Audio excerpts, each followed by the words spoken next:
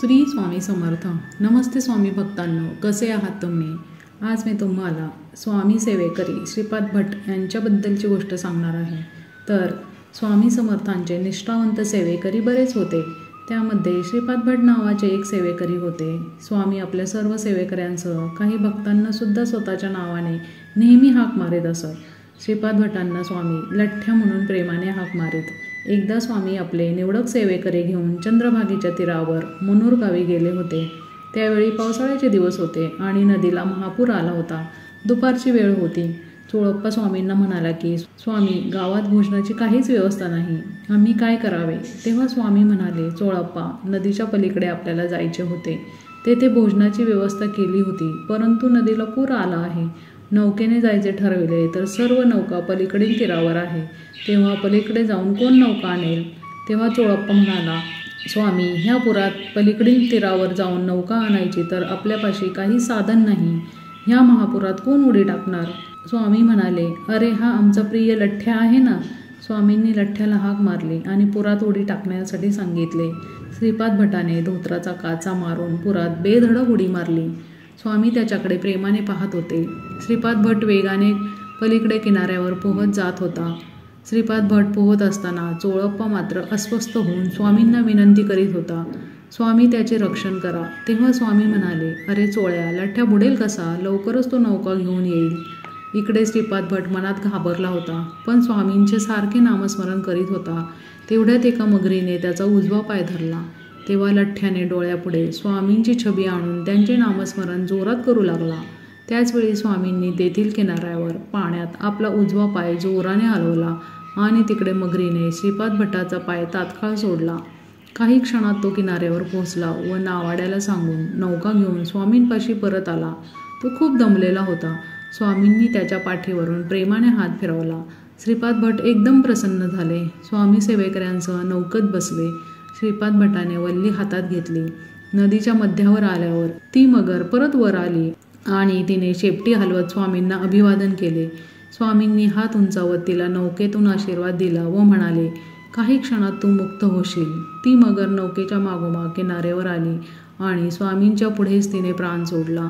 स्वामींनी तिला तशीच पाण्यात सोडून दिली. श्रीपाद भटाला आश्चर्यच वाटले व कृतकृत झाल्याचे समाधान त्याच्या चेहऱ्यावर आले. त्यावेळी सत्ययुगात श्रीरामाचा जो नावाडी होता त्याची गोष्ट स्वामींनी सर्वांना सांगितली. स्वामींनी लठ्ठ्याला विचारले, मगरीने तुझा पाय धरला तेव्हा तुला काय वाटले रे? तो म्हणाला, आपण माझ्या बरोबर होता, मग कसली भीती होती? महापुरातून स्वामींची नौका अशा प्रकारे पलीकडल्या किनाऱ्यावर लागली. हा गावात चर्चेचा विषय झाला. गावातील माणसे स्वामींजवळ जमली. त्या लोकांनी स्वामींची पूजा केली. गावचा पाटील स्वामींजवळ आला. त्यांना साष्टांग नमस्कार घालून रडू लागला. स्वामींनी पाटलाला प्रेमाने जवळ घेतले व त्याला विचारले की काय झाले, का रडतोस? तो म्हणाला, स्वामी, माझा मुलगा हनुमंत महामारीने खूप आजारी आहे. तो मरणाच्या दारात तडफडत आहे. तेव्हा स्वामी म्हणाले, रडू नकोस व काळजीही करू नकोस. स्वामी लगेच पाटलाच्या घरी त्यांच्याबरोबर गेले.